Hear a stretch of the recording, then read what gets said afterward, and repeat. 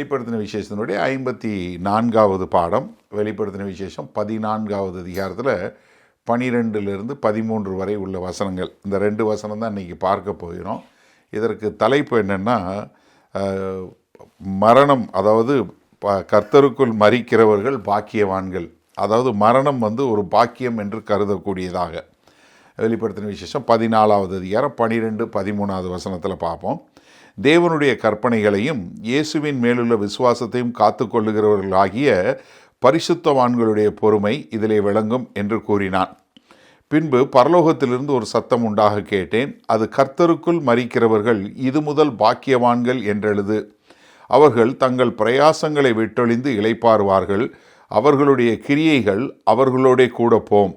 ஆவியானவரும் ஆம் என்று திருவுளம் பற்றுகிறார் என்று சொல்லிற்று. ஆமேன். பிளஸ்ஸட் ஆர் த டெட், அதாவது மரித்தவர்கள் பாக்கியவான்கள் அப்படின்னு சொன்னீங்கன்னா, இந்த சமுதாயத்தில் இன்றைக்கு நம்ம இருக்க நிலைமையில் அதை கேட்குறவங்க எல்லாருக்கும் என்ன வந்துடும், அது எப்படி, என்ன நம்மளை பொறுத்தளவுக்கு நம்ம கலாச்சாரத்தில் யார் மரிக்கிறவங்களாம் யார் சபிக்கப்பட்டவர்கள் என்று சொல்லக்கூடிய ஒரு எண்ணம் இருக்குது. ஆனால் இங்கே வேத வசனம் என்ன சொல்லுது, மரிக்கிறவர்கள் பாக்கியவான்கள் என்று சொல்லக்கூடியதா. ஏன்னா இப்போ நம்ம சமுதாயத்தில் நினைக்கக்கூடியதுக்கும் மக்கள் பார்வைக்கும் இது ஒரு கொஞ்சம் வித்தியாசமான ஒரு காரியமாக இருக்குது. அதுவும் இல்லாமல் நம்மளுடைய சமுதாயத்தில் நினைக்கக்கூடிய கருத்துக்கு எதிர்மாறான கருத்தாகவும் இருக்கிறத பார்க்குறோம். ஏன்னா உலகம் பூரா என்ன சொல்கிறாங்க, மரிக்கிறவன் ஐயோ பாவம் மரித்து போயிட்டான்னு சொல்கிறாங்க. ஆனால் வேதவசனம் என்ன சொல்லுது, மரிக்கிறவர்கள் பாக்கியவான்கள், பிளஸ்ட் இல்லை பாக்கியவான்கள் தமிழில். அதுக்கு நீங்கள் கிரேக்க மொழி பதம் என்னென்னு பார்த்தீங்கன்னா மக்கரியோஸ் என்று சொல்லக்கூடிய பதம். அப்படின்னா என்ன, ஒரு உள்ளுக்குள்ளே வரக்கூடிய ஒரு சந்தோஷம், ஒரு ஆவிக்குரிய முறையில் வரக்கூடிய ஒரு சந்தோஷம். உங்களுக்கு ஒரு முழுமை பெற்றுவிட்டது, நீங்கள் ஒரு பூரணம் அடைஞ்சிட்டீங்க, நீங்கள் ஒரு திருப்தி அடைஞ்சிட்டீங்க, நீங்கள் ஒரு சமாதானம் அடைஞ்சிட்டீங்க, நீங்கள் சந்தோஷமாக இருக்கிறீங்க, ஒரு மகிழ்ச்சியாக இருக்கிறீர்கள் என்று சொல்லக்கூடிய ஒரு காரியம்தான். அப்போ வேத வசனத்தில் நிறைய இடங்களில் இந்த பாக்கியவான்களை பற்றி சொல்லக்கூடிய ஒரு காரியத்தை பார்க்குறோம். நான் நிறைய வசனங்கள் வாசிக்க போகிறேன், ஆனால் முழுமையாக வாசிக்கல, கொஞ்சம் வசனம் அதை காட்டுவதற்காக. நமக்கு எல்லாருக்கும் தெரியும், சங்கீதம் 1வது சங்கீதத்தில் முதல் 2 வசனங்கள் தெரியும். துன்மார்க்கருடைய ஆலோசனையில் நடவாமலும் பாவிகளுடைய வழியில் நில்லாமலும் பரியாசக்காரர் உட்காரும் இடத்தில் உட்காராமலும் கர்த்தருடைய வேதத்தில் பிரியமாய் இருந்து இரவும் பகலும் அவருடைய வேதத்தில் தியானமாய் இருக்கிற மனுஷன் பாக்கியவான். சங்கீதம் 2வது சங்கீதம் 12வது வசனத்தில் பார்க்கும்போது அவரை அண்டிக் கொள்ளுகிற யாவரும் பாக்கியவான்கள். 32வது சங்கீதத்தில் முதல் 2 வசனம் என்ன பார்க்குறோம், எவனுடைய மீறுதல் மன்னிக்கப்பட்டதோ எவனுடைய பாவம் மூடப்பட்டதோ அவன் பாக்கியவான். எவனுடைய அக்கிரமத்தை கர்த்தர் எண்ணாதிருக்கிறாரோ எவனுடைய ஆவியில் கபடமில்லாது இருக்கிறதோ அவன் பாக்கியவான். இதை ரோமர் 4வது அதிகாரத்தில் 7வது 8வது வசனத்தில் இதை எடுத்து அப்போஸ்தலனாகிய பவுல் சொல்கிறத பார்க்குறோம்.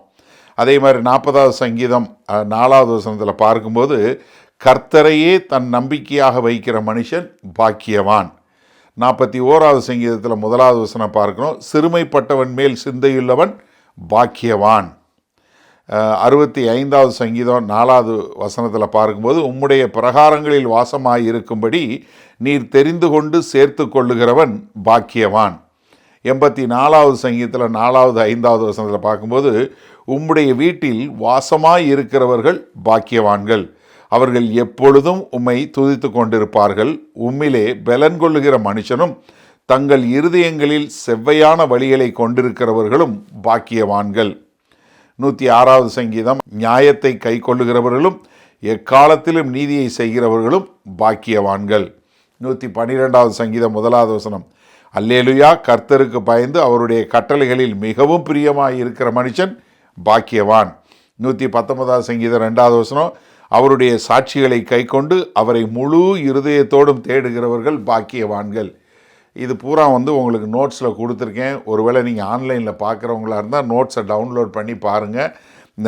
அப்போ தான் உங்களுக்கு நீங்கள் ஒன்றும் கவலைப்பட தேவையில்லை.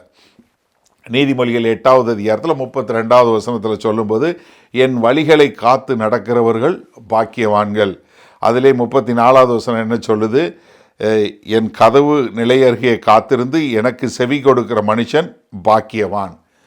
புதிய ஏற்பாட்டில் நிறைய இடங்களில் நம்ம மத்தேயு, மார்க்கு, லூக்கா மற்றும் நிறைய இடங்களில் இந்த பாக்கியவான்களை குறித்து சொல்லப்பட்டிருக்கு.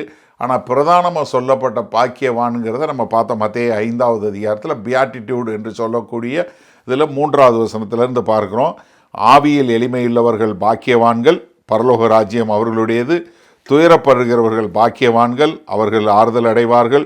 சாந்த குணமுள்ளவர்கள் பாக்கியவான்கள், அவர்கள் பூமியை சுதந்திரித்துக் கொள்வார்கள். நீதியின் மேல் பசிதாகம் உள்ளவர்கள் பாக்கியவான்கள், அவர்கள் திருப்தி அடைவார்கள். இரக்கமுள்ளவர்கள் பாக்கியவான்கள், அவர்கள் இரக்கம் பெறுவார்கள். இருதயத்தில் சுத்தமுள்ளவர்கள் பாக்கியவான்கள், அவர்கள் தேவனை தரிசிப்பார்கள். சமாதானம் பண்ணுகிறவர்கள் பாக்கியவான்கள், அவர்கள் தேவனுடைய புத்திரர் எண்ணப்படுவார்கள். நீதி நிமித்தம் துன்பப்படுகிறவர்கள் பாக்கியவான்கள், பரலோக ராஜ்யம் அவர்களுடையது. என் நிமித்தம் உங்களை நிந்தித்து துன்பப்படுத்தி பலவித தீமையான மொழிகளையும் உங்கள் பேரில் பொய்யாய் சொல்வார்களானால் பாக்கியவான்களாய் இருப்பீர்கள் என்று சொல்லக்கூடிய ஒரு காரியம். அப்போ புதிய ஏற்பாட்டில் நிறைய இடத்துல சொல்லப்பட்டிருக்கிறதையும் பார்க்குறோம். அது மாத்திரமில்ல, யாக்கோபு 1வது அதிகாரம் 12வது வசனத்தில் என்ன பார்க்குறோம்? சோதனையை சகிக்கிற மனுஷன் பாக்கியவான். அப்போ இங்கே இந்த பாக்கியவான் என்று சொல்லும்போது அதாவது என்ன, ஒரு மனிதனுடைய வாழ்க்கையில் ஒரு சந்தோஷம், அவனுக்கு உள்ளுக்குள்ளே வரக்கூடிய ஒரு போதும் என்கிற ஒரு மனது, அவனுக்குள்ளே வரக்கூடிய ஒரு ஜாய் என்று சொல்லக்கூடிய ஒரு இது, அது மாத்திரமல்ல அவனுக்குள்ளே வரக்கூடிய ஒரு சமாதானம், அவனுக்குள்ளே வரக்கூடிய ஒரு திருப்தி, அவனுக்கு ஒரு முழுமை பெற்று விட்டது என்று சொல்லக்கூடிய வரக்கூடிய காரியங்கள் எல்லாம் என்ன காட்டுது? இது ஒரு மனுஷன் பாக்கியவான் என்று சொல்லக்கூடிய காட்டுது. ஆனால் வெளிப்படுத்தின விசேஷத்தில் இந்த பாக்கியவான் சொல்லக்கூடியது 7 முறை இருக்குது. அதில் முதலாவது எங்கே சொல்லப்படுதுன்னா, வெளிப்படுத்தின விசேஷம் 1வது அதிகாரத்தில் 3வது வசனத்தில் பார்த்தோம். இந்த தீர்க்க தரிசனங்களை வசனங்களை வாசிக்கிறவனும் கேட்கிறவனும் இதில் எழுதியிருக்கிறவைகளை கை கொள்ளுகிறவர்களும் பாக்கியவான்கள். அடுத்து 2வது இப்போ நம்ம பார்த்த மாதிரி வெளிப்படுத்தின விசேஷம் 14வது அதிகாரத்தில் 13வது வசனத்தில் பார்க்குறோம். என்ன, இது முதல் பாக்கியவான்கள் என்று எழுது. யார்? கர்த்தருக்குள் மரிக்கிறவர்கள். இதற்கு பின்பாக 16வது அதிகாரம், 19வது அதிகாரம், 20வது அதிகாரம், 21வது அதிகாரத்தில் பார்ப்போம். நம்ம இந்த பாக்கியவான்களை குறித்து சொல்லக்கூடிய ஒரு காரியத்தை நம்ம பார்க்க முடிகிறது. ஆனால் இதெல்லாம் வேறு வேறு காரியங்களில் சொல்லப்பட்டாலும் இன்றைக்கு நம்ம பார்க்குற இந்த 14வது அதிகாரத்தில் பார்க்குற 13வது வசனம் ஒரு எதிர்மறையாக சொல்லக்கூடியதாக, எப்படி மரிப்பவர்கள் பாக்கியவான்கள் என்று சொல்லமுன்னு, அது எப்படி மரிக்கிறவங்க பாக்கியவான்களாக இருக்க முடியும்? இந்த வசனத்தில் 2 காரியம் சொல்லப்படுது. முதலாவது, அவர்கள் எப்படி வாழ்ந்தார்கள். 2வது, அவங்க எப்படி மரித்தார்கள். ஏன்னா நீங்கள் 12வது வசனத்தில் எப்படி அவங்க வாழ்ந்தார்கள்னு சொல்லக்கூடியது, 13வது வசனத்தில் அவங்க எப்படி மரித்தார்கள் என்று சொல்லக்கூடியதா. அவங்க வாழ்ந்தது என்ன? பொறுமையோடு வாழ்ந்தார்கள். மரித்தது எப்படி மரித்தாங்க? அவங்க ஒரு வாக்குத்தத்தத்தோடு மரித்தார்கள் என்று சொல்லக்கூடியதாக.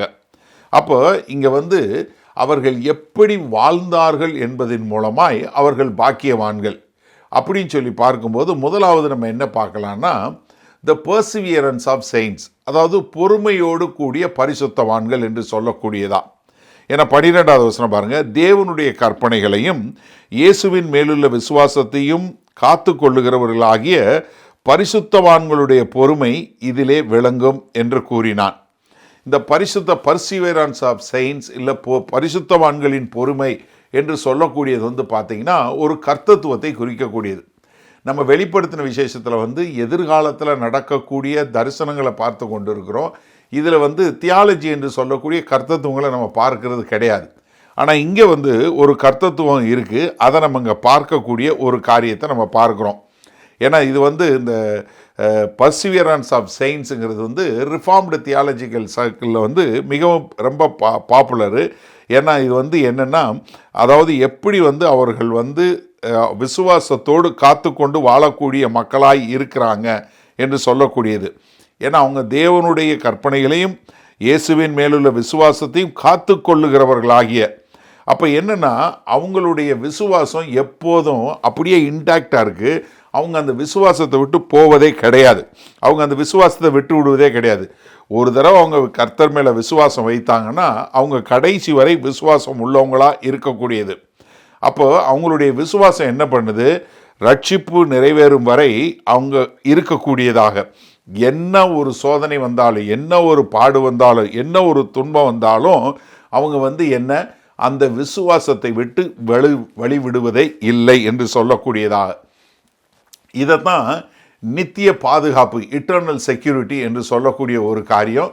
ஒரு சில நேரத்தில் இதை சொல்லும்போது ஒன்ஸ் சேவ்டு ஆல்வேஸ் சேவ்டுன்னு சொல்லக்கூடிய பதம் நீங்கள் கேட்டிருப்பீங்க. அதை இங்கே சொல்லக்கூடியது என்னென்னா, இவங்க இதில் அவங்களுக்கு என்ன, அவங்களுடைய பொறுமை இதில் விளங்கும் என்று சொல்லக்கூடியதாக.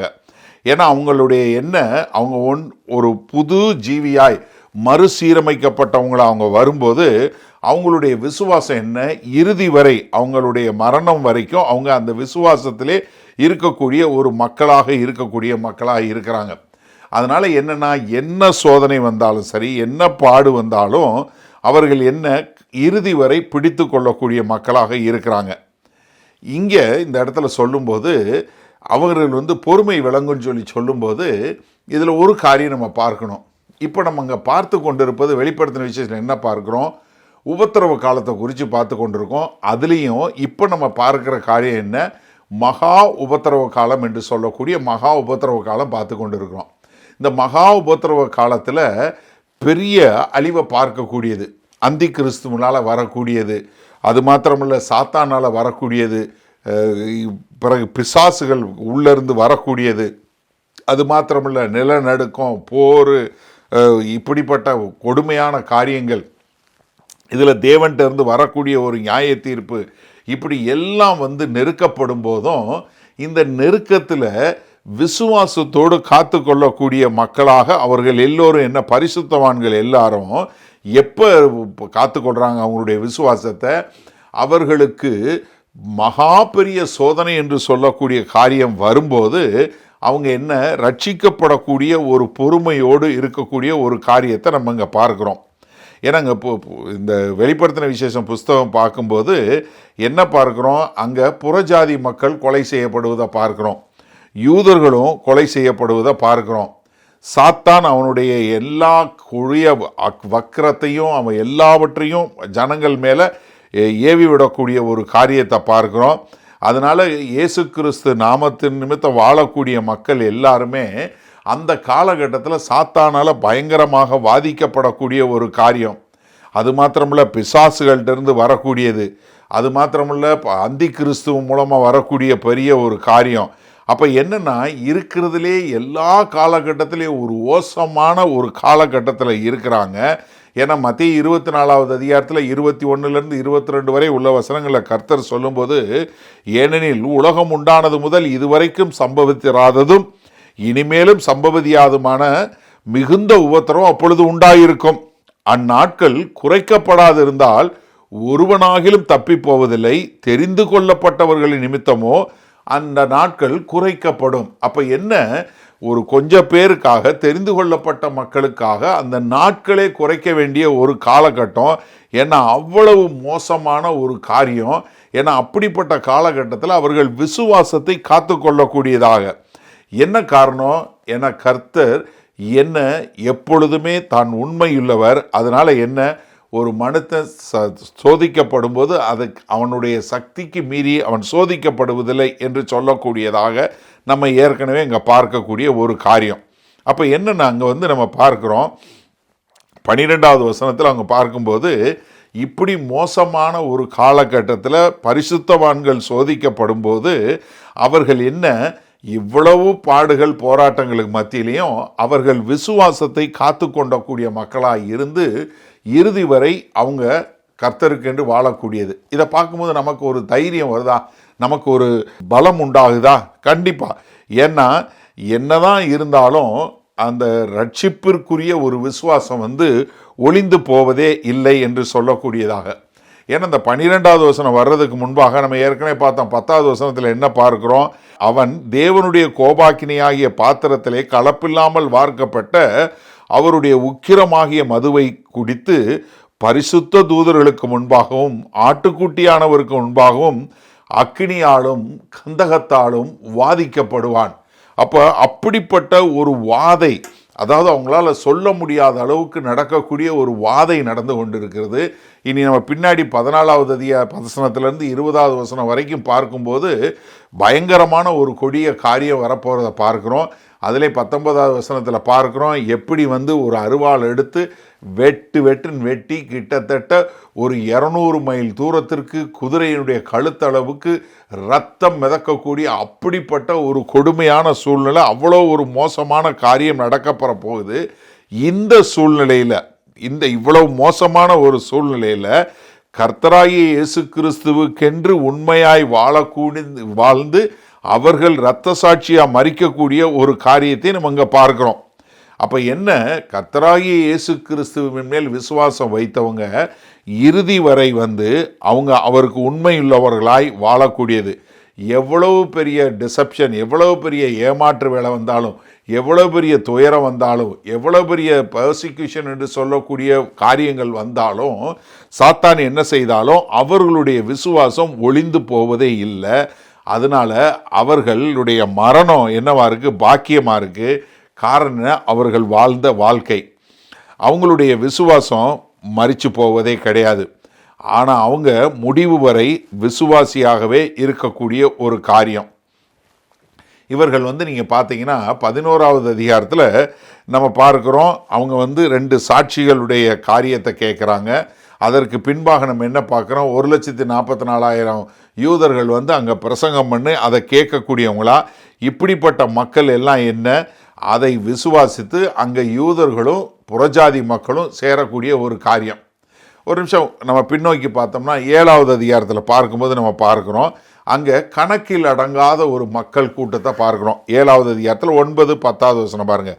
இவைகளுக்கு பின்பு நான் பார்த்தபோது இதோ சகல ஜாதிகளிலும், என்ன எல்லா தேசங்களிலும் கோத்திரங்களிலும் ஜனங்களிலும் பாசைக்காரரிலும் இருந்து வந்ததும் ஒருவனும் எண்ணக்கூடாதுமான திரளான கூட்டமாகிய ஜனங்கள் வெள்ளை அங்கிகளை தரித்து தங்கள் கைகளில் குருத்தோலைகளை பிடித்து சிங்காசனத்திற்கு முன்பாகவும் ஆட்டுக்குட்டியானவருக்கு முன்பாகவும் நிற்க கண்டேன். அவர்கள் மகா சத்தமிட்டு, ரட்சிப்பின் மகிமை சிங்காசனத்தின் மேல் வீற்றிருக்கிற எங்கள் தேவனுக்கும் ஆட்டுக்குட்டியானவருக்கும் உண்டாவதாக என்று ஆர்ப்பரித்தார்கள். என்ன, இங்கே ஒரு திரளான கூட்டம் வந்து நின்று என்ன பண்ணுறாங்க, அங்கே கர்த்தரை ஆராதிக்கிறாங்க. இவங்க யாரு? 13வது வசனம். அப்பொழுது மூப்பர்களில் ஒருவன் என்னை நோக்கி, வெள்ளை அங்கிகளை தரித்திருக்கிற இவர்கள் யார், எங்கே இருந்து வந்தார்கள் என்று கேட்டேன். ஏன்னா இப்படிப்பட்ட கூட்டம் இருக்கே, இவங்கெல்லாம் யாரு, எங்கே இருந்து வந்தார்கள்? அதற்கு நான், ஆண்டவனே அது உமக்கே தெரியும் என்றேன். அப்பொழுது அவன், இவர்கள் மிகுந்த உபத்திரத்திலிருந்து வந்தவர்கள். எப்படி? மிகுந்த உபத்திரத்திலிருந்து வந்தவர்கள். இவர்கள் தங்கள் அங்கிகளை ஆட்டுக்குட்டியானவருடைய இரத்தத்தினாலே தோய்த்து வெளுத்தவர்கள் ஆனபடியால் இவர்கள் தேவனுடைய சிங்காசனத்திற்கு முன்பாக இருந்து இரவும் பகலும் அவருடைய ஆலயத்திலே அவரை சேவிக்கிறார்கள். சிங்காசனத்தின் மேல் வீற்றிருக்கிறவர் இவர்களுக்குள்ளே வாசமாயிருப்பார். இவர்கள் இனி பசி அடைவதும் இல்லை, இனி தாகமடைவதில்லை, வெயிலாவது உஷ்ணமாவது இவர்கள் மேல் படுவதுமில்லை. சிங்காசனத்தின் மத்தியில் இருக்கிற ஆட்டுக்குட்டியானவரே இவர்களை மேய்த்து இவர்களை ஜீவ தண்ணீருள்ள ஊற்றுகண்டல் நினைக்கு நடத்துவார். தேவன் தாமே இவர்களுடைய கண்ணீர் யாவையும் துடைப்பார் என்றான். அப்போ என்ன, இவர்கள் இரத்த சாட்சியாக மரித்து வந்திருக்கிறாங்க. ஆனால் அவங்க விசுவாசம் என்ன, பொறுமையோடு காக்கப்பட்டது. அவர்கள் விசுவாசம் என்ன, இறுதி வரை முடிவு பரியந்தம் பிடிக்கப்பட்டதை பார்க்குறோம். நம்ம வெளிப்படுத்தின விசேஷம் 7வது அதிகாரத்தில் இந்த வரக்கூடியவங்கெல்லாம் யார்?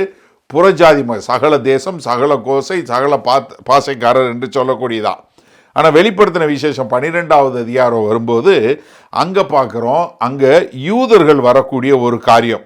ஏன்னா நம்ம வந்து அதை குறித்து நல்லா பார்த்தோம், எப்படி வந்து ஒரு பருந்து போய் அதை காப்பாற்றக்கூடியதாக இருக்குது, அவங்க போய் ஒளிஞ்சிருக்கிறாங்க, அங்கேருந்து வரக்கூடிய ஒரு காரியத்தை நம்ம பார்த்தோம். அது யார்? யூதர்கள். அப்போ புறஜாதி மக்கள் யூதர்கள். அது மாத்திரமில்ல, 6வது அதிகாரத்தில் பார்த்தோம், அவங்க என்ன, அங்கே வந்து அவர்கள் எல்லாம் கீழே வந்து சிங்காசனத்துக்கு கீழே உட்காந்து அலறக்கூடிய ஒரு காரியம். ஆண்டவரே, எது வரைக்கும் நீங்கள் இதை குறித்து, இந்த ரத்தத்தை குறித்து பதில் கேட்காம இருப்பீங்க? அவங்கெல்லாம் யார்?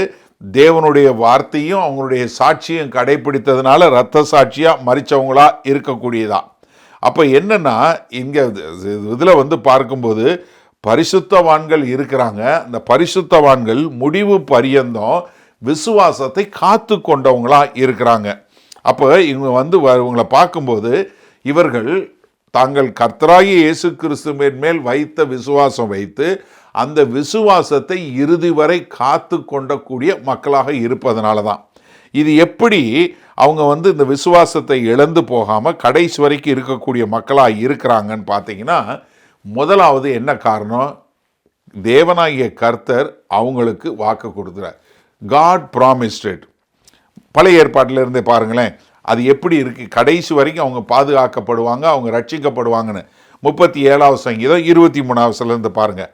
நல்ல மனுஷனுடைய நடைகள் கர்த்தரால் உறுதிப்படும், அவனுடைய வழியின் மேல் அவர் பிரியமாய் இருக்கிறார். அவன் விழுந்தாலும் தள்ளுண்டு போவதில்லை, கர்த்தர் தமது கையினால் அவனை தாங்குகிறார். நான் இளைஞனாயிருந்தேன், முதிர் வயதுள்ளவனும் ஆனேன், ஆனாலும் நீதிமான் கைவிடப்பட்டதையும் அவன் சந்ததி அப்பத்துக்கு இறந்து திரிகிறதையும் நான் காணவில்லை. அவன் நித்தம் இறங்கி கடன் கொடுக்கிறான், அவன் சந்ததி ஆசீர்வதிக்கப்படும். தீமையை விட்டு விலகி நன்மை செய், என்றென்றைக்கும் நிலைத்திருப்பாய். கர்த்தர் நியாயத்தை விரும்புகிறவர், அவர் தமது பரிசுத்தவான்களை கைவிடுகிறதில்லை. எப்படி கைவிடுகிறதில்லை? அவங்க என்றென்றைக்கும் காக்கப்படுவார்கள். துன்மார்க்கருடைய சந்ததியோ அறுப்புண்டு போம். நீதிமான்கள் பூமியை சுதந்திரித்து கொண்டு என்றென்றைக்கும் அதிலே வாசமாயிருப்பார்கள். என்ன? நீதிமான்கள் எப்பொழுதும் வாசமாயிருப்பார்கள். நீதிமானுடைய வாய் ஞானத்தை உரைத்து அவனுடைய நாவு நியாயத்தை பேசும். அவனுடைய தேவன் அருளிய வேதம் அவன் இருதயத்தில் இருக்கிறது. அவன் நடைகளில் ஒன்றும் பிசகுவதில்லை. துன்மார்க்கன் நீதிமான் மேல் கண்ணை வைத்து அவனை கொல்ல வகை தேடுகிறான். கர்த்தரோ அவனை இவன் கையில் விடுவதில்லை. எப்படி? கர்த்தரோ அவனை இவன் கையில் விடுவதில்லை. அவன் நியாய விசாரிக்கப்படுகையில் அவனை ஆக்கினைக்குள்ளாக தீர்ப்பதும் இல்லை. தேவன் என்ன அவங்களை ஆக்கினைக்குள்ளாக தீர்ப்பதும் இல்லை. நீ கர்த்தருக்கு காத்திருந்து அவருடைய வழிகளை கைக்கொள், அப்பொழுது நீ பூமியை சுதந்திரித்து கொள்வதற்கு அவர் உன்னை உயர்த்துவார். அப்ப என்ன? நித்திய காலத்திற்கும் கர்த்தர் என்ன பண்ணுவார்? அவங்களுடைய விசுவாசம் ஒளிந்து போகாதபடி அவங்கள பாதுகாக்கக்கூடியவராய் இருப்பார். ஏசாயா 43வது அதிகாரத்தில் பாருங்க, 1வது வசனத்திலிருந்து, இப்போதும் யாக்கோபே உன்னை சிருஷ்டித்தவரும் இஸ்ரவேலே உன்னை உருவாக்கினவருமாகிய கர்த்தர் சொல்லுகிறதாவது, பயப்படாதே, உன்னை மீட்டு கொண்டேன், உன்னை பேர் சொல்லி அழைத்தேன், நீ என்னுடையவன். நீ தண்ணீர்களை கடக்கும்போது நான் உன்னோடு இருப்பேன், நீ ஆறுகளை கடைக்கும்போது நான் அவைகள் உன்மேல் பொருளுவதில்லை. நீ அக்கினியில் நடக்கும்போது வேகாதிருப்பாய், அக்கினி ஜுவாலை உன் பேரில் பற்றாது. நான் இஸ்ரவேலின் பரிசுத்தரும் உன் இரட்சகருமாயிருக்கிற உன் தேவனாகிய கர்த்தர், உன்னை மீட்கும் பொருளாக எகிப்தையும் உனக்கு ஈடாக எத்தியோப்பியாவையும் சேபாவையும் கொடுத்தேன். நீ என் பார்வைக்கு அருமையானபடியினால் கனம் பெற்றாய், நானும் உன்னை சிநேகித்தேன்.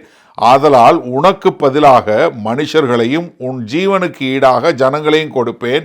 பயப்படாதே, நான் உன்னோடு இருக்கிறேன். நான் உன் சந்ததியை கிழக்கிலிருந்து வரப்பண்ணி உன்னை மேற்கிலும் இருந்து கூட்டிச் சேர்ப்பேன். நான் வடக்கை நோக்கி கொடு என்றும் தெற்கை நோக்கி வைத்திராதே என்றும் சொல்லி தூரத்திலிருந்து என் குமாரரையும் பூமியின் கடையாரந்தரத்திலிருந்து என் குமாரத்திகளையும் நான் என் மகிமைக்கென்று சிருஷ்டி உருவாக்கி படைத்து என் நாமந்தரிக்கப்பட்ட யாவரையும் கொண்டு வா என்பேன். என்ன? கர்த்தர் எல்லா திசையிலிருந்து தம்முடைய பிள்ளைகளை கூட்டி சேர்த்து கொள்வார், அவங்கள கைவிடவே மாட்டார் என்று சொல்லக்கூடியதாக. ஏசாயா இதை நிறைய முறை சொல்லக்கூடிய ஏசாயா 45:17 வசனம் பாருங்க. இஸ்ரவேலோ கர்த்தராலே நித்திய ரட்சிப்பினாலே ரட்சிக்கப்படுவான். எப்படி? இஸ்ரவேலோ நித்திய ரட்சிப்பினாலே என்ன? ரட்சிக்கப்படுவான். நீங்கள் என்றென்றைக்கும் உள்ள சதா காலங்களில் வெட்கப்படாமலும் கலங்காமலும் இருப்பீர்கள். என்ன? உங்களை நித்திய ரட்சிப்பில் கொடுப்பேன். 49வது அதிகாரம் பாருங்க, ஏசாயா 49:14 பாருங்க. சீயோனோ கர்த்தர் என்னை கைவிட்டார், ஆண்டவர் என்னை மறந்தார் என்று சொல்லுகிறான். ஸ்திரியானவள் தன் கற்பத்தின் பிள்ளைக்கு இறங்காமல் தன் பாலகனை மறப்பாளோ? அவர்கள் மறந்தாலும் நான் உன்னை மறப்பதில்லை. இதோ என் உள்ளங்கைகளில் உன்னை வரைந்திருக்கிறேன், உன் மதில்கள் எப்போதும் என் முன் இருக்கிறது. நான் உன்னைய மறக்கவே மாட்டேன், நான் உன்னைய கைவிடவே மாட்டேன் அப்படின்னு சொல்லக்கூடியதா. 51வது அதிகாரம் ஏசாயா 51:6 பாருங்க. உங்கள் கண்களை வானத்துக்கு ஏறெடுங்கள், கீழே இருக்கிற பூமியையும் நோக்கி பாருங்கள்.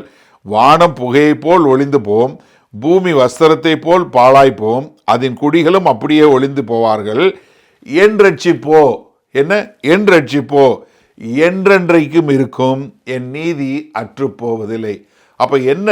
உங்களை நித்திய ரட்சிப்பாய் ரட்சிப்பேன், நீங்கள் அறுப்புண்டு போவதே இல்லை, நீங்கள் என் ரட்சிப்பு என்றென்றைக்கு இருக்கும் சொன்ன தேவன் சொன்ன வாக்கு தத்தம் தான். அப்போ என்ன, அவர்கள் எதனால விசுவாசத்தை ஒளிந்து போகாமல் காத்து கொண்டாங்க? என கர்த்தர் வாக்கு கொடுத்தார்.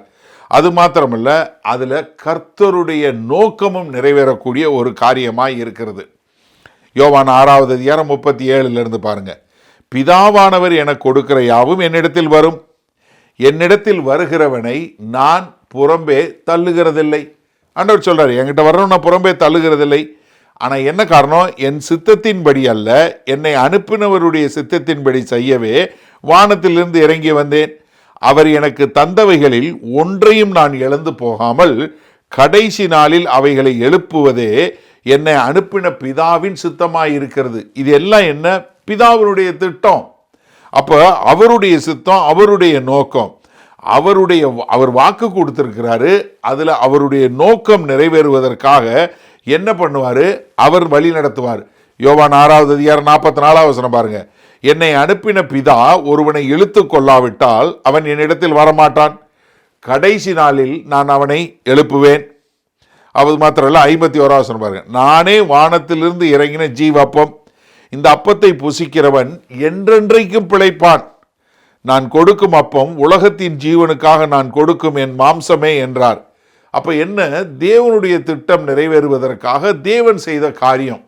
நம்ம எல்லாரும் தெரிஞ்சு ரோமன் 8வது அதிகாரம் 28 அன்றியும் அவருடைய தீர்மானத்தின்படி அழைக்கப்பட்டவர்களாய் தேவனிடத்தில் அன்பு கூறுகிறவர்களுக்கு சகலமும் நன்மைக்கு ஏதுவாய் நடக்கிறது என்று அறிந்திருக்கிறோம். என்ன எல்லாம் அவருடைய நோக்கத்துக்கு என்று அழைவு நடைபெறுவது என்று. அதில் 29 பாருங்க. தம்முடைய குமாரன் அநேக சகோதரருக்குள்ளே முதற் பேரானவராய் இருக்கும் போட்டு தேவன் எவர்களை முன்னறிந்தாரோ அவர்களை தமது குமாரனுடைய சாயலுக்கு ஒப்பாய் இருப்பதற்கு முன்குறித்திருக்கிறார். எவர்களை முன்குறித்தாரோ அவர்களை அழைத்தும் இருக்கிறார். எவர்களை அழைத்தாரோ அவர்களை நீதிமான்களாக்கியும் இருக்கிறார். எவர்களை நீதிமான்களாக்கினாரோ அவர்களை மகிமைப்படுத்தியும் இருக்கிறார். இவைகளை குறித்து நாம் என்ன சொல்லுவோம்? தேவன் நம்முடைய பட்சத்தில் இருந்தால் நமக்கு விரோதமாய் இருப்பவன் யார்? அப்ப என்ன, தேவன் நம்மளை அழைச்சிருக்கிறாரு. அவருடைய நோக்கம் நிறைவேறுவதற்கு அவர் தான் அழைச்சிருக்கிறாரு. அவர் தான் நம்மளை நீதிமானாக்கி இருக்கிறாரு. அவர் தான் நம்மளை மகிமைப்படுத்தியிருக்கிறாரு. இது எல்லாமே என்ன? தேவனுடைய நோக்கம். அதனால தான் ரோமர் 11:29 சொல்லும்போது தேவனுடைய கிருபை வரங்களும் அவரை அழைத்த அழைப்பும் மாறாதவைகளே. அது மாறவே மாறாது. அதனால தான் அப்போஸ்தலனாகிய பவுல் கொரிந்து சபைக்கு சொல்லும்போது அவர் முடிவு பரியந்தம் மட்டும் நம்மளை என்ன குற்றமல்லவர்களாய் மாசற்றவர்களாய் கர்த்தராகிய இயேசு கிறிஸ்து மூலமாய் தேவன் நம்மளை கொண்டு போய் முன்னாடி நிறுத்துவார். ஏன்னா தேவன் உண்மையுள்ளவராய் இருக்கிறார் என்று சொல்லக்கூடியதா. அப்போ தேவன் வாக்கு கொடுத்திருக்கிறாரு. அந்த வாக்கை நிறைவேற்றுவது அவருடைய திட்டமாய் இருக்கிறது. God promised it, God purposes assures it. அது மாத்திரமல்ல, மூணாவதாக இது என்ன? தேவனுடைய வல்லமை அதை உறுதி செய்கிறது. God's power guarantees. எப்படி? யோவான் 10வது அதிகாரம் 27 பாருங்க. என் ஆடுகள் என் சத்தத்திற்கு செவி கொடுக்கிறது, நான் அவைகளை அறிந்திருக்கிறேன், அவைகள் எனக்கு பின் செல்கிறது, நான் அவைகளுக்கு நித்திய ஜீவனை கொடுக்கிறேன், அவைகள் ஒரு காலும் கெட்டு போவதில்லை. எப்படி? ஒரு காலும் கெட்டு போவதில்லை, ஒருவனும் அவைகளை என் கையில் இருந்து பறித்து கொள்வதும் இல்லை. யாரும் அவருடைய கையில் இருந்து பறித்து கொள்வதும் இல்லை. அவைகளை எனக்கு தந்த என் பிதா எல்லாரிலும் பெரியவராய் இருக்கிறார். அவைகளை என் பிதாவிலிருந்து கையிலிருந்தும் பறித்து கொள்ள ஒருவனாலும் கூடாது. அப்போ என்ன? ஒருத்தரும் கர்த்தராகிய இயேசு கிறிஸ்துவுடைய கையிலிருந்தோ பிதாவினுடைய கையிலிருந்தோ பறித்து கொள்ள முடியாது. அது மாத்திரமில்ல, ஒருத்தரும் கெட்டு போவதே இல்லை. காரணம் என்ன? தேவனுடைய வல்லமை என்ன பண்ணுது? அவர்களை அப்படியே நிலைநிறுத்தக்கூடிய ஒரு காரியமாக இருக்கிறது. அப்போ என்னன்னா, நீங்கள் ஒரு விசுவாசத்தில் தேவன் பேரில் வைக்கும்போது நீங்கள் ஒரு புது சிருஷ்டியாக மாறுறீங்க. அந்த தேவனுடைய வல்லமை என்ன பண்ணுது? அந்த புது சிருஷ்டியில் காணக்கூடியதாக அது என்ன பண்ணுது? நம்மளை அந்த விசுவாசத்தில் வைத்து இந்த விசுவாசத்தில் நாம் வழிவிலக போகாதபடிக்கு அந்த வல்லமை காக்கக்கூடியதாக இருக்கிறது. ஏன்னா 1 யோவான் 4:4 சொல்லும்போது என்ன சொல்கிறாரு? பிள்ளைகளே, நீங்கள் தேவனால் உண்டாயிருந்து அவைகளை ஜெயித்தீர்கள். என்ன காரணம்? உலகத்தில் இருக்கிறவை காட்டிலும் உங்களில் இருக்கிறவர் பெரியவரே. அதனால தான் தெசலோனிக்க சபைக்கு எழுதும்போது 2 தெசலோனிக்கர் 3:3 சொல்லும்போது, கர்த்தரோ உண்மையுள்ளவர், அவர் உங்களை ஸ்திரப்படுத்தி தீமை நின்று விலக்கி காத்து கொள்வார். அப்போ என்ன, கர்த்தருடைய வார்த்தை, அவருடைய நோக்கம், அவருடைய திட்டம், அவருடைய வல்லமை. நம்ம எல்லாரும் தெரிஞ்சது யூதா 1வது அதிகாரத்தில் 24வது வசனம் என்ன, வலுவாதபடி உங்களை காக்கவும் தமது மகிமையுள்ள சன்னிதானத்திலே மிகுந்த மகிழ்ச்சியோட உங்களை மாசற்றவர்களாய் நிறுத்தவும் வல்லமை உள்ளவர். என்ன, அவருடைய வல்லமை. இது எல்லாம் எதில் இருந்து வருது? தேவனுடைய கிருபையிலிருந்து வருது. நம்ம யாரும் இதை சம்பாதிக்கவே இல்லை.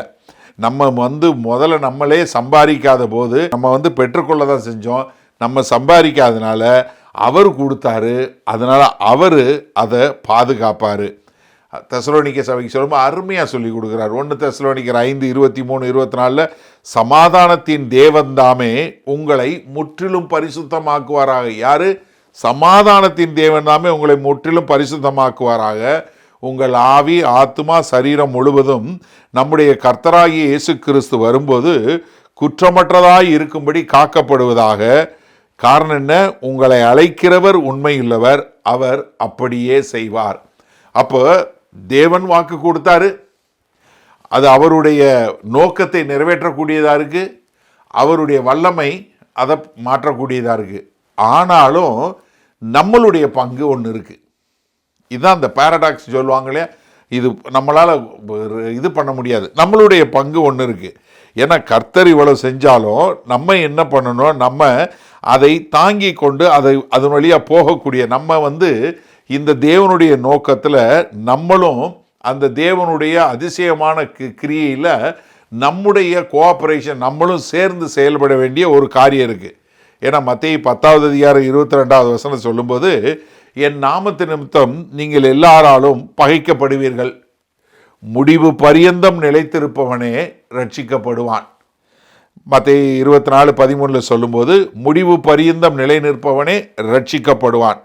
அப்போ என்னன்னா, புதிய ஏற்பாட்டில் நம்மளை என்ன சொல்லுது, நம்ம முடிவு பரியந்தம் நிலைத்து நிற்க வேண்டும் என்று சொல்லக்கூடிய நம்மளுடைய பொறுப்பு இருக்கு.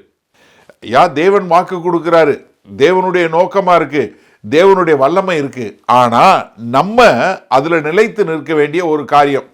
கொலோசி சபைக்கு எழுதும்போது கொலோசியர் 1வது அதிகாரம் 21ஆம் வசனத்தில் சொல்லும், முன்னே அந்நியராயும் துர்க்கரிகளினால் மனதிலே சத்துருக்களாயும் இருந்த உங்களையும் பரிசுத்தராகவும் குற்றமற்றவர்களாகவும் கண்டிக்கப்படாதவர்களாகவும் தமக்கு முன் நிறுத்தும்படியாக அவருடைய மாம்ச சரீரத்திலே அடைந்த மரணத்தினாலே இப்பொழுது ஒப்புரவாக்கினார். எப்படி? அவர் நம்மளை ஒப்புரவாக்கிட்டாரு. நீங்கள் கேட்ட சுவிசேஷத்தினால் உண்டாகும் நம்பிக்கையை விட்டு அசையாமல் ஸ்திரமாயும் உறுதியாயும் விசுவாசத்திலே நிலைத்திருப்பீர்களானால் அப்படியாகும். எப்படி?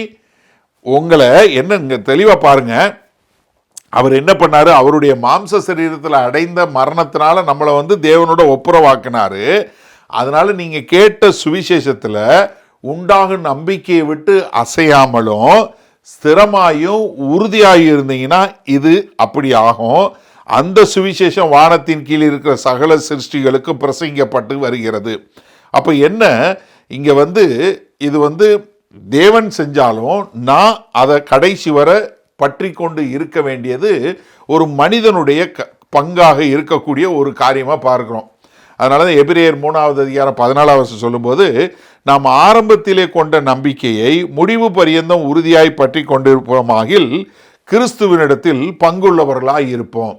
அப்போ ஆரம்பத்தில் இருக்கிறது இறுதி வரைக்கும், முடிவு வரைக்கும் நம்ம பற்றி கொண்டு இருக்க வேண்டிய ஒரு காரியம். நீங்கள் நம்ம வெளிப்படுத்தின விசேஷம் 2வது அதிகாரம் 3வது அதிகாரத்தில் 7 சபைகளுக்கு கடிதம் எழுதும்போது அங்கே கிறிஸ்தவர்கள் என்று சொல்கிறவங்களுக்கு ஒரு பட்டம் கொடுக்குறாரு. என்ன? ஜெயங்கொண்டவர்கள் என்று சொல்லக்கூடிய, ஓவர் கம்மர்ஸ் என்று சொல்லக்கூடிய ஒரு பட்டம் கொடுக்குறாரு.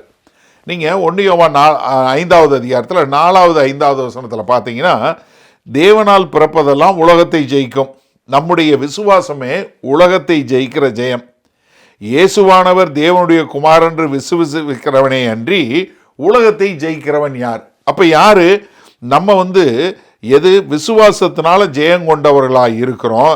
நம்மளை சுற்றி என்ன நடந்தாலும் சரி, நம்ம எந்த பயத்துக்கோ எதுவுமே கொடுக்காம நம்ம தேவன் பேரில் ஒரு பற்றுதலாக இருக்கக்கூடிய ஒரு மக்களாக இருக்கிறோம். எரேமியா 32:40 சொல்லும்போது, அவர்களுக்கு நன்மை செய்யும்படி நான் அவர்களை விட்டு பின்வாங்குவதில்லை என்கிற நித்திய உடன்படிக்கையே அவர்களோட பண்ணி அவர்கள் என்னை விட்டு அகன்று போகாதபடிக்கு எனக்கு பயப்படும் பயத்தை அவர்கள் இருதயத்திலே வைத்து. அப்போ தேவன் நமக்கு விசுவாசத்தை கொடுக்குறாரு, தேவன் நமக்கு அவரை பயப்படக்கூடிய பயத்தை கொடுக்குறாரு. அது மாத்திரமில்ல, அவருடைய அன்பையும் கொடுக்குறாரு. ஏன்னா 1 தெசலோனிக்கேயர் 4:9 சகோதர சிநேகத்தை குறித்து நான் உங்களுக்கு எழுத வேண்டுவதில்லை, நீங்கள் ஒருவரில் ஒருவர் அன்பாக இருக்கும்படி தேவனாலே போதிக்கப்பட்டிருக்கிறீர்களே. யோவான் 8:31 சொல்லும்போது, இயேசு தம்மை விசுவாசித்த யூதர்களை நோக்கி, நீங்கள் என் உபதேசத்தில் நிலைத்திருந்தால் மெய்யாகவே என் சீஷராய் இருப்பீர்கள். அப்போ விசுவாசம், பயபக்தி, அன்பு, கீழ்ப்படிதல், இது எல்லாமே என்ன, நாம் விசுவாசத்தில் தொடர்ந்து நடக்கக்கூடிய ஒரு காரியமாக இருக்கிறத பார்க்கிறோம். அப்போ இதுதான் ஒரு பக்கத்தில் தேவன் அவர் வாக்கு கொடுத்துருக்கிறாரு, அவருடைய நோக்கத்தை நிறைவேற்றக்கூடிய அவருடைய வல்லமையில் இருக்கு. இன்னொரு பக்கத்தில் நமக்கு அன்பை கொடுத்துருக்கிறாரு, நமக்கு கீழ்ப்படிதலை கொடுத்துருக்கிறாரு, நமக்கு விசுவாசத்தை கொடுத்துருக்காரு, நமக்கு பயபக்தியை கொடுத்துருக்கிறாரு. நமக்கு எல்லாத்தையும் சேர்ந்து நாம் பிடித்து கொண்டு இருக்கக்கூடிய ஒரு மக்களாய் இருக்க வேண்டும். அப்போ நீங்கள் எபிரேயர் 11வது அதிகாரம் நம்ம எல்லாருக்கும் தெரியும். எபிரேயர் 11வது அதிகாரத்தில் விசுவாசத்தில் வந்த மக்களை குறித்து சொல்லக்கும்போது அதில் 13வது வசனத்தில் என்ன சொல்கிறாரு, வாக்குத்தத்தம் பண்ணப்பட்டவைகளை அடையாமல் தூரத்திலே அவைகளை கண்டு நம்பி அணைத்து கொண்டு பூமியின் மேல் தங்களை அந்நியரும் பரதேசிகளும் என்று அறிக்கையிட்டு விசுவாசத்தோடு மரித்தார்கள். நல்ல கவனிங்க, அவங்க மரிச்சாங்க, அவங்க விசுவாசம் மரிக்கலை. என்ன, பூமியில் அந்நியரும் பரதேசியமாக வாழ்ந்தாங்க, ஆனால் அவர்கள் விசுவாசத்தை விடவே இல்லை, மரித்தார்கள், விசுவாசம் மரிக்கலை. இது ரொம்ப ஒரு முக்கியமான காரியம். ஏன்னா அங்கே விசுவாச வீரர்கள் பட்டியலை சொல்லிக்கொண்டே அதில் கீழே வரும் 31 சொல்லும்போது, விசுவாசத்தினாலே ராகாப் என்னும் வேசி வேவுகாரரை சமாதானத்தோடு ஏற்றுக்கொண்டு கீழ்ப்படியாதவர்களே கூட சேதமாகாதிருந்தால் பின்னும் நான் என்ன சொல்லுவேன், கிதியோன், பாராக், சிம்சோன், யப்தா, சாவீது, சாமுவேல் என்பவர்களையும் தீர்க்கதரிசிகளையும் குறித்து நான் விவரம் சொல்ல வேண்டுமானால் காலம் போதாது. விசுவாசத்தினாலே அவர்கள் ராஜ்யங்களை ஜெயித்தார்கள், நீதியை நடப்பித்தார்கள், வாக்குத்தத்தங்களை பெற்றார்கள், சிங்கங்களின் வாய்களை அடைத்தார்கள், அக்கினியின் உக்கிரத்தை அவித்தார்கள், பட்டயக்காரருக்கு தப்பினார்கள், பலவீனத்தில் பலன் கொண்டார்கள், யுத்தத்தில் வல்லவரனானார்கள், அந்நியருடைய சேனைகளை முறியடித்தார்கள்.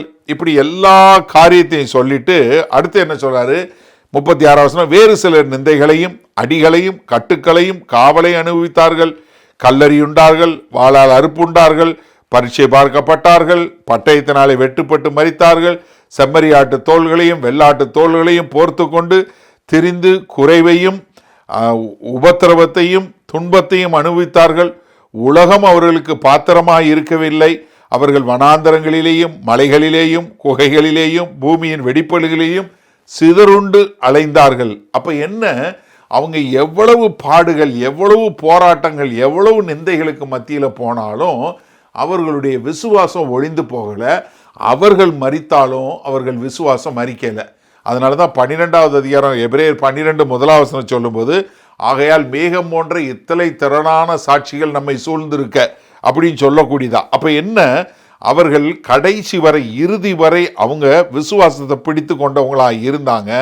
அந்த விசுவாசம் அவங்கள விட்டு அழிக்கவே முடியல. இதுதான் எபிரேயர் 11வது அதிகாரத்தினுடைய செய்தியாக இருக்கிறத நம்ம பார்க்கிறோம். அப்போ உண்மையான விசுவாசம் என்ன, இறுதி வரை நிற்கும், எல்லாவற்றையும் தாங்கும், எல்லாவற்றையும் சகிக்கும். அது மாத்திரமல்ல, அது கடைசி வரை நிற்கக்கூடியதாக இருக்கும். அப்போ என்ன, கிறிஸ்து மேலே வைத்திருக்கிற விசுவாசம் என்ன, கர்த்தர் நமக்கு அவருடைய வாக்குத்தத்தம் நமக்கு அதை கொடுத்துச்சு. அவருடைய திட்டம் நிறைவேறக்கூடியதாக இருந்தது, அவருடைய வல்லமை அதை முடிவு செய்யக்கூடியதாக இருந்தது. அப்போ இதில் என்ன, இந்த கர்த்தத்துவம் என்ன சொல்லலைன்னா, எல்லா விசுவாசிகளும் இறுதி வரை அவங்க விசுவாசத்தில் இருந்தாங்க அப்படிங்கிறது அவங்களுடைய விசுவாசமும் அவங்களுடைய நடக்கையும் இருந்துச்சுன்னு சொல்லலை.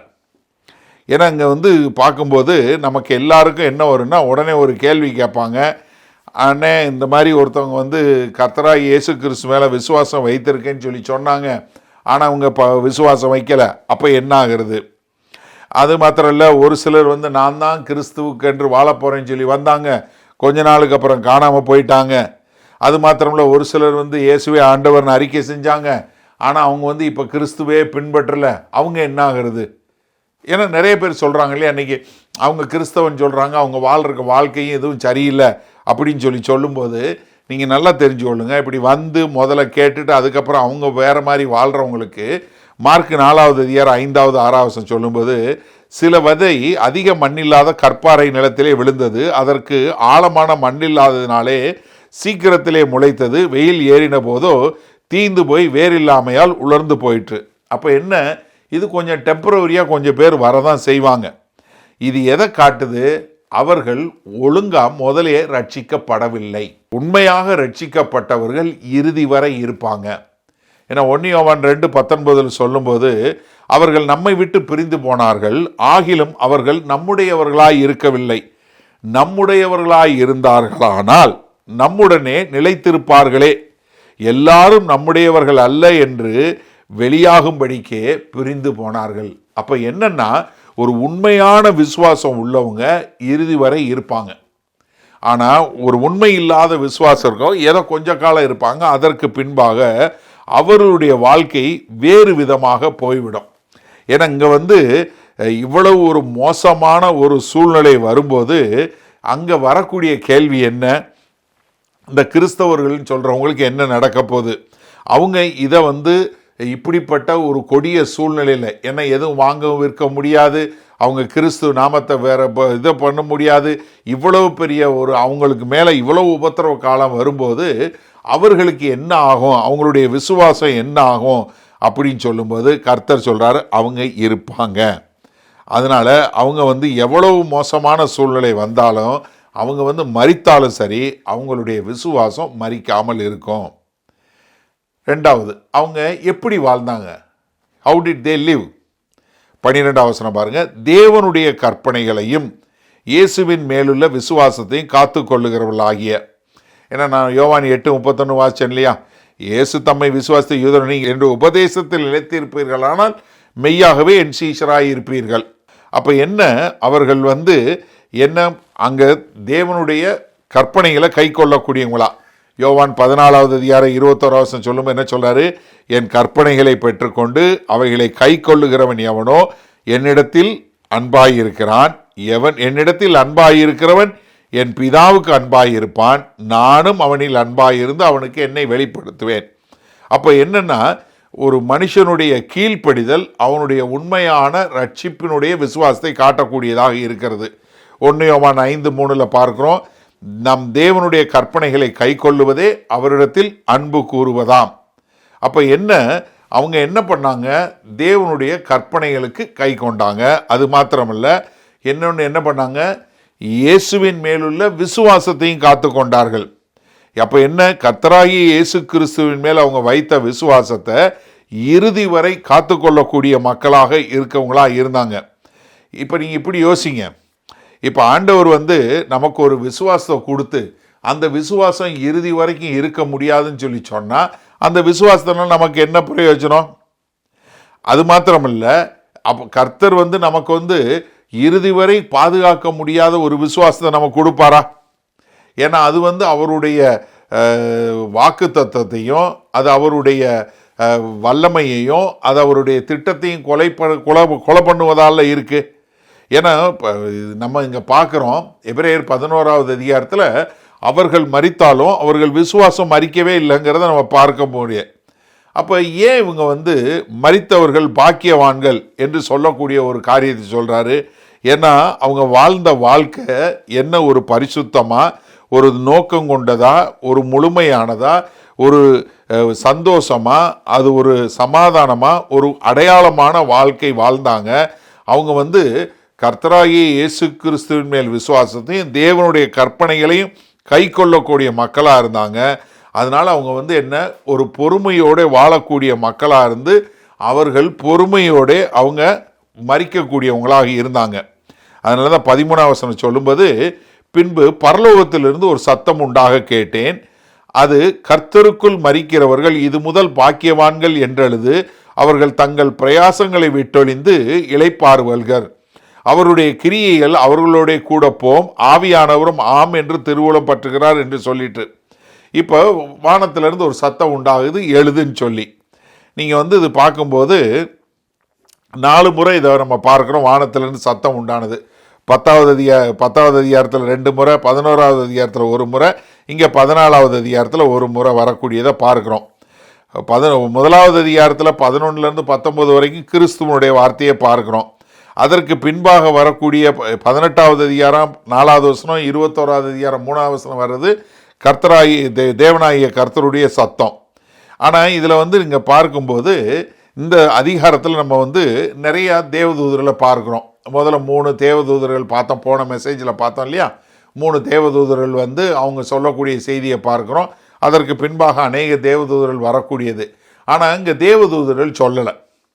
ஏன்னா தேவதூதர்கள் சொல்லியிருந்தால் தேவதூதர்கள் சொல்லப்பட்டிருக்கும். ஆனால் இங்கே சொல்லும்போது என்ன, நீ எழுது என்று சொல்லக்கூடியதா சொல்கிறதுனால, இப்போ கர்த்தருக்குள் மரிக்கிறவர்கள் இது முதல் பாக்கியவான்கள். எபிரேயர் 2வது வெளிப்படுத்தின விசேஷம் 2வது அதிகாரம் 13வது வசனத்தில் பார்க்குறோம், அந்திபா மாதிரி மரித்தவர்கள் பாக்கியவான்கள் என்று சொல்லக்கூடியதாக. அதே மாதிரி வெளிப்படுத்தின 6வது அதிகாரத்தில் 9லேருந்து 11 வரைக்கும் பலிபீடத்துக்கு கீழே இருந்து அவங்க மரித்து போனவங்க சொல்லக்கூடியது பாக்கியவான்கள் என்று சொல்லக்கூடியதா. 7வது அதிகாரத்தில் பார்க்குறோம், திரளான ஜனங்கள், சகல கோத்திரம், சகல பாசைக்காரர் எல்லாரும் நின்று கர்த்தரை ஆராதிக்கக்கூடியதா. அதனால தான் என்ன சொல்கிறாரு, 116வது சங்கீதம் 15வது வசனம் என்ன சொல்லுது, கர்த்தருடைய பரிசுத்தவான்களின் மரணம் அவர் பார்வைக்கு அருமையானது. என்ன காரணம், அப்போஸ்தலனாகிய பவுல் சொல்றாரு, 1 கொரிந்தியர் 15:55 சொல்லுமே சொல்றாரு, மரணமே உன் கூர் எங்கே, பாதாளமே உன் ஜெயம் எங்கே. அப்போ என்ன, ஒரு விசுவாசிக்கு மரணம் பயத்தை கொடுப்பதே இல்லை. ஏன்னா அவன் என்ன பண்ணுறான், அவன் விசுவாசத்தில் இருக்கிறான்.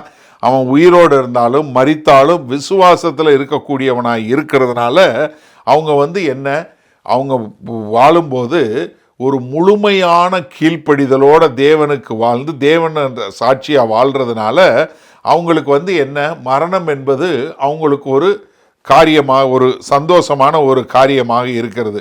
அதனால இங்கே சொல்லும்போது என்ன, கர்த்தருக்குள் மரிக்கிறவர்கள் இது முதல் பாக்கியவான்கள் என்று எழுது. ஏன்னா அங்கே கொஞ்ச காலத்தில், இனி மகா உபத்திரவ காலத்தில் எல்லாமே அழிக்கப்பட போகக்கூடிய ஒரு காரியம் இருக்குது. அதனால என்ன சொல்கிறாரு, நீங்கள் பயப்படவே தேவையில்லை, நீங்கள் கவலைப்படவே தேவையில்லை. ஏன்னா நீங்கள் என்ன, மறுபடியும் சந்தோஷமாக நீங்கள் போக போகிறீங்க. அதனால் ஆம் என்று ஆவியானவரும் திருமுலம் பற்றினார். என்ன, இங்கே பரிசுத்த ஆவியானவர் சொல்லக்கூடிய ஒரு காரியம். ஏன்னா மறுபடியும் வெளிப்படுத்தின விசேஷம் 22வது அதிகாரத்தில் 17வது வசனத்தில் ஆவியானவர் பேசக்கூடிய ஒரு காரியத்தை பார்க்குறோம். இப்போ கிட்டத்தட்ட என்ன சொல்கிறாரு ஆவியானவர், அப்பாடா இவனுக்கு மரிச்சானுங்கன்னா நல்லதுன்னு சொல்லக்கூடியதா. ஏன்னா அவர் தான் அவங்கள பாதுகாத்துக்கிட்டு இருக்காரு. ஆவியானவர் முழுமையாக அவங்கள அன்பு செலுத்துகிறாரு. அது மாத்திரமில்ல, அவங்க எல்லா விதமான வலிகள் வேதனையிலிருந்து விடுதலை வரணும்னு சொல்லி அவர் தமக்கு சொந்தமானவங்களை பார்க்குறாரு. இதுவரைக்கும் பரிசுத்தவான்களை பாதுகாத்து பராமரிக்கக்கூடிய காரியம். அதனால் அவர் என்ன, இது முடிஞ்சதுன்னா அவங்களுடைய எல்லா வலிகள் உபத்திரவங்களிலிருந்தும் அவங்க வரக்கூடியது. அதனால் அவங்களுடைய கண்ணீர், துக்கம், துயரம் எல்லாம் போயிடுன்னு சொல்லி கேட்கக்கூடியதாக. அடுத்து கடைசியாக 3வதாக அவங்க எப்படி மரிக்கிறாங்க. அதில் 2 காரியம். அவங்க மரணம் பாக்கியமாக இருக்கிற காரணம் 2 காரணம். ஒன்று ஓய்வு. நீங்கள் பாருங்கள், அந்த 13வது வசனத்தில் அவர்கள் தங்கள் பிரயாசங்களை விட்டொழிந்து இளைப்பாறுவார்கள். இப்போ இனி அவங்க என்ன பண்ண போகிறாங்க, அவங்க மொத்தமாக ஒரு இளைப்பாறுதல், ஒரு ஓய்வுக்குள்ளே போகிறாங்க. ஏன்னா அவங்க இது வரைக்கும் அவங்க பட்ட கஷ்டம், அதுவும் உபத்திரவ காலம், மகா உபத்திரவ காலத்தில் அவங்க பட்ட கஷ்டம், அவங்க அழிவு, பிள்ளைகள் மற்றும் எல்லாத்தையும் அழிக்கக்கூடியது. ஏன்னா அந்த காலகட்டத்தில் அவங்களால வாங்க விற்க முடியல. அது மாத்திரமல்ல, அவங்க பசி பட்டினியில் இருக்கிறாங்க. அவங்கள தேடி தேடி கொலை செய்யக்கூடிய காரியம். அவங்க மரிக்கும் போது அவங்க என்னென்ன ஓய்வில் போய் சேரக்கூடியதாக. அதனால தான் அவர் என்ன சொல்கிறாரு, இப்போ இந்த ஆவியானவர் என்ன நினைக்கிறார், அவங்கள மேலே அன்பு செலுத்துறதுனால அவங்க மேலே இரக்கம் உள்ளதுனால அப்பாடா இவனு வந்துட்டானுங்க அப்படின்னு சொல்லக்கூடிய ஒரு காரியம். ரெண்டாவது என்ன, அவங்களுக்கு கொடுக்கக்கூடிய ரிவார்டு, பலன், அவர்களுடைய கிரியைகள் அவர்களுடைய கூட போகும். அப்படின்னா என்ன, அவங்க பரலோகத்துக்கு போகும்போது அவங்களுக்கு என்னென்ன செய்தாங்களோ அதற்கான காரியங்களும் அவங்க கூட வந்து சேரும். எபிரேயர் 6வது அதிகாரம் 10வது சொல்லும்போது, ஏனென்றால் உங்கள் கிரியையும் நீங்கள் பரிசுத்தவான்கள் ஊழியம் செய்ததினாலும் செய்து வருகிறதுனாலும் தமது நாமத்திற்காக காண்பித்த அன்புள்ள பிரயாசத்தை மறந்து விடுகிறதற்கு தேவன் அநீதியுள்ளவர் அல்லவே. என்ன, நீங்கள் செய்த காரியங்களை கர்த்தர் மறக்க போகிறதே கிடையாது. அதனால் அவர் என்ன செய்ய போகிறாரு, அதற்கான பலனை கொடுக்க போகிறாரு. நீ இப்போ இல்லை, நீங்கள் உங்களுக்கு ஓய்வு மாத்திரமில்ல, ஒரு பலனு கிடைக்கக்கூடியதா. அப்போஸ்தலனாகிய பவுல் தீமோத்தேயுக்கு எழுதும்போது 2 தீமோத்தேயு 4:7-8 சொல்லும்போது, நல்ல போராட்டத்தை போராடினேன், ஓட்டத்தை முடித்தேன், விசுவாசத்தை காத்து கொண்டேன், இது முதல் நீதியின் கிரீடம் எனக்காக வைக்கப்பட்டிருக்கிறது, நீதியுள்ள நியாயாதிபதியாக கர்த்தர் அந்நாளிலே அதை எனக்கு தந்தருள்வார், எனக்கு மாத்திரமல்ல அவர் பிரசன்னமாகுதலை விரும்பும் யாவருக்கும் அதை தந்தருள்வார் என்று சொல்லக்கூடியதா. அது மாத்திரமல்ல, வெளிப்படுத்தின விஷயம் 20வது அதிகாரம் 12வது சொல்லும்போது, மரித்தோராகிய சிறியோரையும் பெரியோரையும் தேவனுக்கு முன்பாக நிற்க கண்டேன், அப்பொழுது புஸ்தகங்கள் திறக்கப்பட்டன, ஜீவ புஸ்தகம் என்னும் வேறொரு புஸ்தகம் திறக்கப்பட்டது, அப்பொழுது அந்த புஸ்தகங்களில் எழுதப்பட்டவைகளின்படியே மரித்தோர் தங்கள் தங்கள் கிரியைக்கு தக்கதாக நியாய தீர்ப்பு அடைந்தார்கள். அப்போ என்னன்னா, இங்கே சொல்லும்போது பரிசுத்தவான்களுடைய மரணம் என்னவா இருக்கு, ஒரு பாக்கியமாக இருக்கிறது. அப்போ இந்த 2 வசனத்தில் சொல்லும்போது நமக்கு என்ன சொல்லி கொடுக்குறாரு, அதாவது அவர்கள் எப்படி வாழ்ந்தார்கள், அவர்கள் எப்படி மரித்தார்கள். இது எதை காட்டுது, அவர்கள் விசுவாசத்தில் முடிவு பரியந்தம் காத்து கொண்டாங்க. அப்போ ஒரு உண்மையாக கர்த்தராகிய இயேசு கிறிஸ்துவை ஏற்றுக்கொண்டு தேவனுடைய கற்பனைகளுக்கு கீழ்ப்படிந்து விசுவாசத்தை காத்து கொண்டு வாழுகிற ஒரு ஜனங்கள் என்ன, எவ்வளவு கொடிய காலம் வந்தாலும், எவ்வளவு மோசமான உபத்திரவ காலம் வந்தாலும், எல்லா காலகட்டத்திலும் அவங்க தங்களுடைய விசுவாசத்தை பாதுகாத்து கொள்கிறாங்க. அவங்களே அழிக்கப்பட்டாலும் அவங்க விசுவாசம் அழிக்கப்படுவதில்லை, அவர்களே கொலை செய்யப்பட்டாலும் அவங்களுடைய விசுவாசம் அழிக்கப்படுவதில்லை. அப்போ என்ன, அவர்கள் முடிவு பரியந்தம் தேவனுக்கென்று வாழக்கூடிய மக்களாக வாழ்கிறாங்க. அதனால் அங்கே ஆவியானவர் என்ன பண்ணுறாரு, தேவன் அவங்களுக்கு வாக்கு கொடுத்துருக்கிறாரு, தேவன் அவங்களுக்கு அவருடைய நோக்கத்தை நிறைவேற்றாரு, தேவனுடைய வல்லமை இதை செய்து இதன் மூலமாய் தேவனாகிய கர்த்தர் பண்ணுறாரு. கர்த்தராகிய இயேசு கிறிஸ்துவின் உள்ள விசுவாசம் ஆட்டுக்குட்டியானவருக்கு சாட்சியாக வாழக்கூடிய மக்களாக வாழ்கிறாங்க. இப்போ பரிசுத்த ஆவியானவர் என்ன சொல்கிறாரு, ஆம், அவங்களுக்கு என்ன, அவங்களுக்கு ஓய்வு இளைப்பாறுதல் தரவும், அவங்களுக்கு தங்க செய்த காரியங்களுக்கு பலனை தரக்கூடியதாக அவர் திருவுளம் பற்றாரு. அப்போ பிதா, குமாரன், பரிசுத்த ஆவியானவர் என்று சொல்லக்கூடிய திரியேக தேவனோ நம்முடைய விசுவாசத்தை முடிவு பரியந்தம் காப்பாற்றி நம்ம முடிவு பரியந்தம் நிலைத்திருக்கிறவர் ரட்சிக்கப்படுவார்கள் என்று சொன்னபடி நம்முடைய விசுவாசம் ஒளிந்து போகாதபடிக்கு இருக்கும். ஆனால் ஒரு சிலர் என்ன, இயேசு கிறிஸ்துவுக்குன்னு சொல்லிட்டு ஆனால் அவர்கள் என்ன, அதன்படி வாழாதவர்கள் அவங்க உண்மையிலே ரட்சிக்கப்படலை. உண்மையில் ரட்சிக்கப்பட்டவன் இயேசு கிறிஸ்துவுக்கென்று தன்னை ஒப்பு கொடுத்து வாழுகிறவன் முடிவு பரியந்தம் அவருக்குள்ளே நிலைத்திருப்பான். ஆனால் சிலர் இயேசு கிறிஸ்துவை விசுவாசிக்கிறேன் அப்படின்னு சொல்லிட்டு அவர்களுடைய நடக்கை அதற்கு எதிர்மாறாக இருப்பதற்கு காரணம் அவர்கள் உண்மையிலே ரட்சிக்கப்படவில்லை. இதை புரிஞ்சு கொண்டீங்கன்னா நீங்கள் என்ன பண்ணுவீங்க, முதல்ல உங்களுக்கு மரணத்தை குறித்த ஒரு பயம் இருக்காது. நீங்கள் என்ன பண்ணுவீங்க, ஐயோ, சங்கீதம் 116:15 சொன்னது போல் பரிசுத்தவான்களுடைய மரணம் கர்த்தருக்கு பிரியமுள்ளதாக இருக்கிறது. அப்போ இந்த ஜீவ காலத்தில் உங்களுக்கு மரண பயமே இருக்காது. நான் மரணம் அடைஞ்சாலும் என் விசுவாசத்துக்கு மரணம் கிடையாது. ஏன்னா நான் கர்த்தருக்கென்று வாழுகிறேன், கர்த்தருக்குள்ளே மரிக்கிறேன், அதனால் நான் அவரோட எப்போதும் சதா காலமும் இருப்பேன் அப்படிங்கிற ஒரு திட நம்பிக்கையோடு நீங்கள் வாழ்வீங்க. அப்போ எனக்கு அருமையானவர்களே, இந்த 2 வசனத்தில் இவ்வளவு ஒரு ஆழமான சத்தியத்தை நமக்கு கர்த்தர் சொல்லி கொடுத்துருக்கிறாரு. ஒருவேளை இந்த செய்தி இன்னும் புரியலைன்னா நீங்கள் மறுபடியும் இன்னொரு முறை கேட்டு இந்த வசனங்கள் எல்லாம் எடுத்து வாசித்து இந்த நோட்ஸை படித்து இதை தெளிவாக தெரிஞ்சு கொள்ளும்போது இந்த செய்தியை கேட்கிற உங்களுக்கு ஒருத்தருக்கும் மரணத்தை குறித்த பயம் இருக்காது. அதே சமயத்தில் மரித்தவங்க சாபத்தினால் மரிக்கலை, அவர்கள் பாக்கியவான்கள், அதனால் மரித்தார்கள், கர்த்தருக்கென்று வாழ்ந்தார்கள், கர்த்தருக்குள் மரித்தார்கள், அதனால் அவங்க கர்த்தரோடு இருக்கிறாங்க, இளைப்பாறுதல் இருக்காங்க, பலனை பெற்று கொண்டு இருக்கிறாங்க, நாமும் ஒரு நாள் அவர்களை சந்திப்போங்கிற ஒரு நல்ல நம்பிக்கையோடு ஸ்திரப்பட்டவர்களாய் நாம் வாழ முடியும். செய்வோமா? மகா கிருபையும் இரக்கம் நிறைந்த எங்கள் அன்பின் தகப்பனே, என்ன ஒரு ஆனந்தம் ஆண்டவரே! எவ்வளவு அருமையாய் நேர்த்தியாய் இதோ பரிசுத்த ஆவியானவர் எங்களுக்கு எவ்வளவு ஆழமான சத்தியங்களை எழுதி வைத்திருக்கிறீங்க. கொடான கோடி நன்றி செலுத்துகிறோம். ஆமாண்டவரே, இந்த நல்ல நாளிலும் தேவனே, நாங்கள் இந்த வார்த்தையின்படி வாழ எங்களை ஒப்பு கொடுக்கிறோம். இந்த செய்தியை கேட்டுக்கொண்டிருக்கிற யாராவது ஆண்டவரே இன்னும் உண்மையில் ஒரு உண்மையான விசுவாசத்தில் இல்லாதவர்களாக இருந்தால் அவர்கள் முழுமையாய் பூரண விசுவாசத்தோடு முடிவு பரியந்தம் உமக்குள் நிலைத்திருக்க எங்கள் தேவன் கிருபை பாராட்ட வேண்டுமாய் மீட்பெரும் இரட்சகருமாகிய இயேசு கிறிஸ்துவின் மூலம் ஜெபிக்கிறோம் ஜீவனுள்ள வல்ல பிதாவே, ஆமேன். உங்களில் யாருக்காவது ஜெப தேவைகள் இருக்குமானால் நீங்கள் உங்களுடைய வீடுகளில் உங்கள் கதவை பூட்டி நீங்கள் ஆண்டவரை நோக்கி ஜெபம் பண்ணுங்கள். உங்களுடைய எல்லா விதமான பலவீனங்களை குறித்து தெரிந்து வைத்திருக்கிற தேவன், எப்போதும் ஜீவனுள்ள தேவன், உங்களுடைய ஜெபங்களை கேட்டு உங்களுக்கு பதில் கொடுப்பார். நீங்கள் வேற ஒரு ஆள்கிட்ட போகணும், வேற ஒருத்தவங்கிட்ட போய் ஜெபத்துக்கு போகணும்னு அவசியம் இல்லை. நீங்கள் ஜெபம் பண்ண ஆண்டவராகிய இயேசு கிறிஸ்துவை ஏற்றுக்கொண்ட எல்லாரும் பிதாவாகிய தேவன்கிட்ட ஜெபம் பண்ணால் அந்த ஜெபத்தை கேட்டு பதில் கொடுக்கக்கூடிய அன்புள்ள பரமபிதா தான் நமக்கு இருக்கிறாரு. அதனால் தைரியமாக நீங்கள் ஜெபம் பண்ணுங்க. அதே சமயத்தில் இன்னொரு காரியமும் நாங்கள் சொல்கிறோம், எங்களுக்காய் ஜெபம் பண்ணுங்க. ஏன்னா வேத வசனத்தில் அதான் சொல்லியிருக்கு, நீங்கள் எந்த ஊழியக்காரரையும் ஜெபம் பண்ண போங்கன்னு சொல்லலை, ஆனால் ஊழியக்காரருக்காக ஜெபம் பண்ண சொல்லியிருக்கு. நாங்கள் தைரியமாக தேவனுடைய வார்த்தை இன்னும் அதிகமாக பிரசங்கிக்க எங்களுக்காய் நீங்கள் ஜெபிக்கும்படி கேண்டிக் கொள்கிறேன். ஆமேன்.